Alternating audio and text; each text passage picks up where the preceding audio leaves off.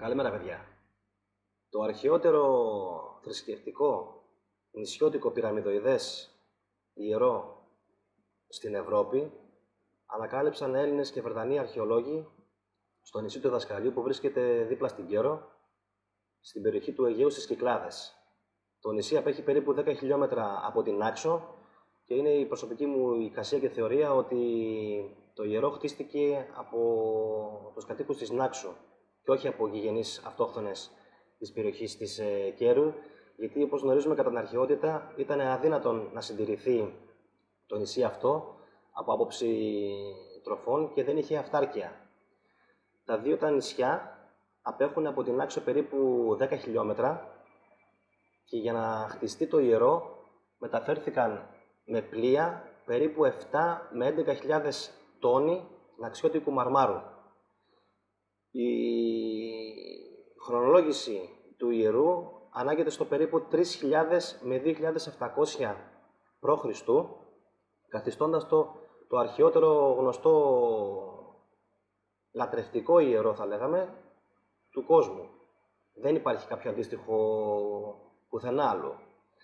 Τώρα, κατά την αρχαιότητα, πρέπει να υπήρχε ένα πέρασμα από το νησί της Κέρου που οδηγούσε προς τη βραχονησίδα τη σημερινή του Δασκαλιού, άρα ήταν ένα ενωμένο σύμπλεγμα.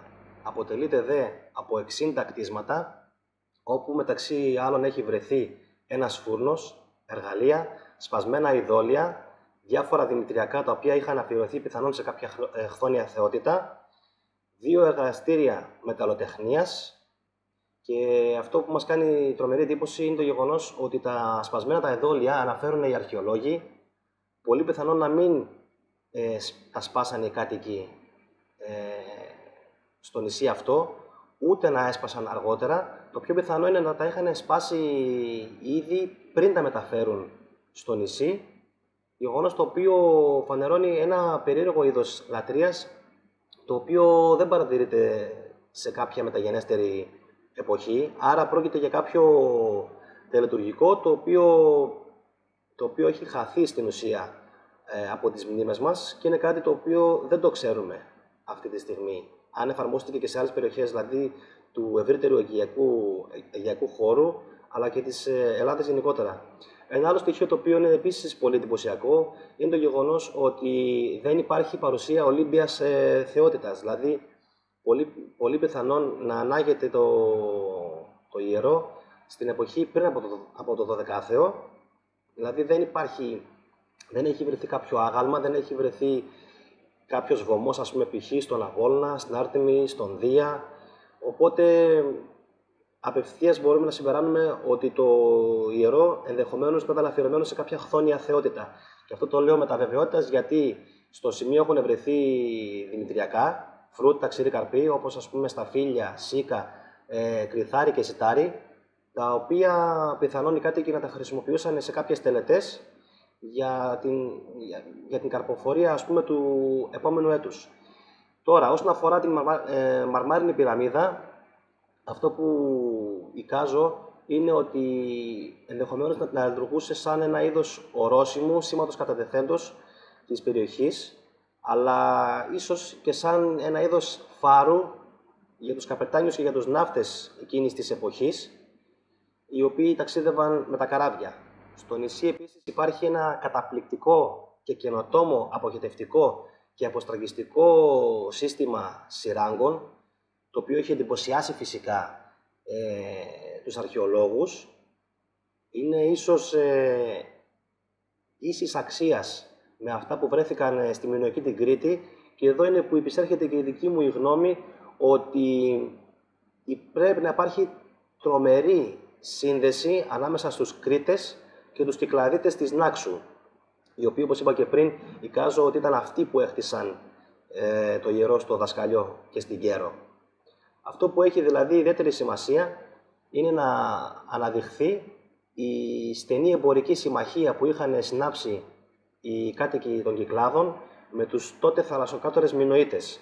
Και αυτό το συμπεραίνουμε τόσο από το γεγονός ότι οι Μινωίτες ήταν πολύ καλοί στην κατασκευή αποστραγγιστικών έργων, τόσο δηλαδή στην κατασκευή αποσταγιστικών έργων, όσο και στην ναυσιπλοεία, στην ναυπηγική. Άρα λοιπόν, ενδεχομένως οι κάτοικοι της Κέρου και της Νάξου να εκπαιδεύτηκαν εντός εισαγωγικών και να μαθήτευσαν στους κριτικούς και μετέπειτα να έχτισαν αυτό το λαμπρό οικοδόμημα. Αυτό το οποίο προσπαθούν σήμερα οι αρχαιολόγοι να αποδείξουν είναι αν αυτές οι σύραγγες ήταν για γλυκό νερό ή για λίμματα.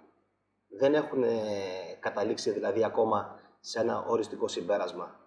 Τώρα, αυτό που θα ήθελα να αναφέρω είναι ότι υπάρχει ένα γεγονός το οποίο κατά την άποψή μου είναι απίστευτο και έχει να κάνει με τις γνώσεις που κατήχαν οι άνθρωποι του Αιγαίου το 3000 π.Χ. Δηλαδή, για να ταξιδέψεις από την Άξο, ακόμα και για εκείνη την εποχή, για να ταξιδέψεις από την Άξο στο νησί της Κέρου εκείνη την εποχή και να μεταφέρεις 7 με 10.000 τόνους μαρμάρου, θα πρέπει τουλάχιστον να γνώριζες κάποιες τέχνες, και αναφέρομαι φυσικά στην κοπή του μαρμάρου, έτσι, στην λάξευσή του, στην μεταφορά του, που είχε ως προϋπόθεση να γνωρίζεις ναυσιπλοεία, ναυπηγική, φυσικά να γνωρίζεις την τέχνη της ξυλουργίας και της μεταλλοτεχνίας.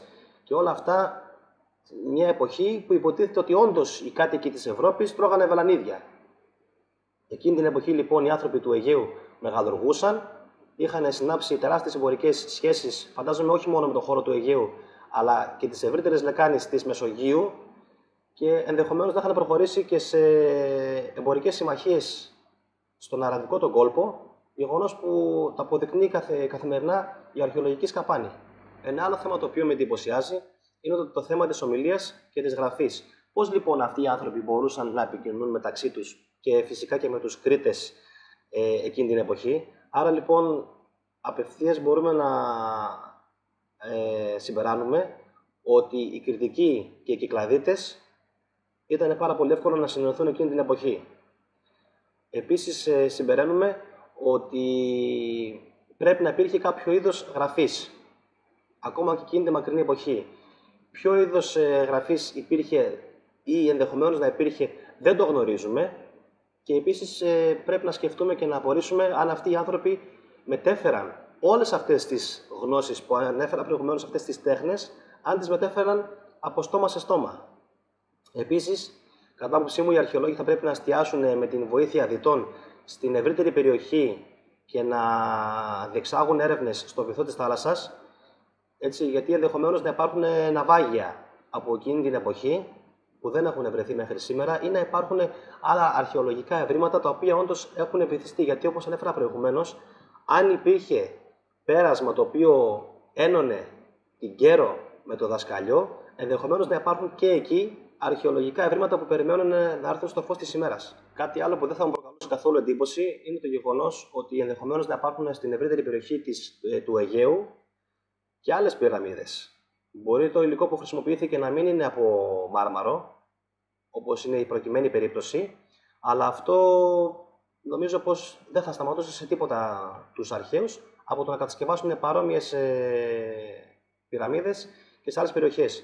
Και το λέω αυτό με τα βεβαιότητας, γιατί στο σύμπλεγμα των Αζόρων που βρίσκονται στον Ατλαντικό ωκεανό έχει βρεθεί υποθαλάσσια πυραμίδα. Αν λοιπόν οι Αζόρες είναι τόσο αρχαίες όσο πιστεύουμε, γιατί είναι βυθισμένες, πού πάει το μυαλό σας? Ποιος μπορούσε να κατασκευάσει αυτή την υποθαλάσσια πυραμίδα? Ποιος είχε τις τεχνικές γνώσεις για να το κάνει? Ποιος κατασκεύαζε πυραμίδες στον ευρύτερο χώρο της Μεσογείου? Αυτοί που κατασκεύαζαν πυραμίδες ήταν σαφέστατα εκείνη την εποχή οι Έλληνες και οι Αιγύπτιοι και οι Μεσοποτάμοι. Επειδή όμως αποκλείονται οι Μεσοποτάμοι από την τέχνη της ναυσιπλοείας, όσον αφορά τουλάχιστον την πλεύση δυτικά προς τον Ατλαντικό ωκεανό, δεν είχαν τέτοιους σκοπούς, αυτομάτως μπορούμε να συμπεράνουμε ότι οι μόνοι που μένουν είναι οι Αιγύπτιοι και οι Έλληνες. Εγώ όμως αμφιβάλλω ακόμα και για τους Αιγύπτιους, και όχι από κάποια παραπηδωμένη αρχαιοφαντασιολατρεία, όσο περισσότερο από το γεγονός της πρακτικότητας. Εγώ πιστεύω ότι ακόμα και στις Αζόρες, αν είχαν γίνει δηλαδή πιο ενδελεχείς έρευνες από τους αρχαιολόγους, θα είχαμε βρει, είμαι σίγουρος, και εκεί ίχνη ελληνικής παρουσίας. Γιατί το λέω αυτό? Γιατί στις Αζόρες όπως έχω αναφέρει και σε προηγούμενο μου βίντεο, έχουν βρεθεί κτίσματα τα οποία οι κάτοικοι που μετοίκησαν εκεί πέρα, οι τωρινοί, αρχαιολογικά έτσι, κτίσματα, τα έχουν χρησιμοποιήσει για να φτιάξουν σπίτια. Οπότε είναι πάρα πολύ δύσκολο πλέον να συμπεράνουμε ποιοι ήταν οι κτίστες. Στα δικά μου τα μάτια, οι κτίστες ήταν ξεκάθαρα κάτοικοι του Αιγαίου. Εκείνη την εποχή δεν υπήρχαν Πορτογάλοι, δεν υπήρχαν Γάλλοι, δεν υπήρχαν ναυτικές δυνάμεις οι οποίες είχαν την ικανότητα να το κάνουν αυτό. Και φυσικά ένας από τους λόγους που οι Αζόρες παρέμειναν εντελώς έξω από τα μάτια και τη θέα των αρχαιολόγων έχει να κάνει ξεκάθαρα με το γεγονός ότι δεν θέλουν να ασχοληθούν περαιτέρω με το θέμα για να μην αναδείξουν την μινωική και την κυκλαδίτικη θαλασσοκρατορία εκείνης της εποχής. Τέλος, σαν επίλογο, θα ήθελα να αναρωτηθούμε κάτι. Αν το 3000 με 2700 π.Χ. οι κάτοικοι του Αιγαίου ήταν ικανοί για τουλάχιστον 5 με 10 τέχνες, όπως ανέφερα και πριν. Μεταλλοτεχνία, έτσι, λάξευση μαρμάρου, ναυσιπλοεία, φυσικά γνώσεις αστρονομίας, γιατί χωρίς αστρονομία εκείνη την εποχή δεν μπορούσες να ταξιδέψεις. Έτσι. Πόσο πιο πίσω πηγαίνει λοιπόν ο πολιτισμός χρονολογικά αυτής της γεωγραφικής περιοχής. Αν από το 3000 π.Χ. ήταν ικανοί να μεταφέρουν 10.000 τόνους μαρμάρου από τη γειτονική Νάξο στο νησί της Κέρου, πότε ξεκίνησαν να αναπτύσσονται, να εξελίσσονται και να φτάσουν σε αυτό το επίπεδο που είχαν φτάσει. Μπορούμε λοιπόν να συμπεράνουμε ότι το λιγότερο κάποιες εκατοντάδες χρόνια θα πρέπει να χρονολογηθεί πίσω τόσο ο κυκλαδίτικος όσο και ο μινωικός πολιτισμός. Ενδεχομένως να φτάσουμε λοιπόν και στην 4η χιλιετηρίδα π.Χ. Και δεν θα μου κάνει εντύπωση αν σε λίγο καιρό έρθουν στο φως της ημέρας και άλλες αρχαιολογικές έρευνες που να αποδεικνύουν ότι η Ελλάδα και φυσικά ο χώρος του Αιγαίου είναι ακόμα πιο αρχαιότερος από ό,τι θέλουν κάποιοι να πιστεύουμε. Σας ευχαριστώ πολύ.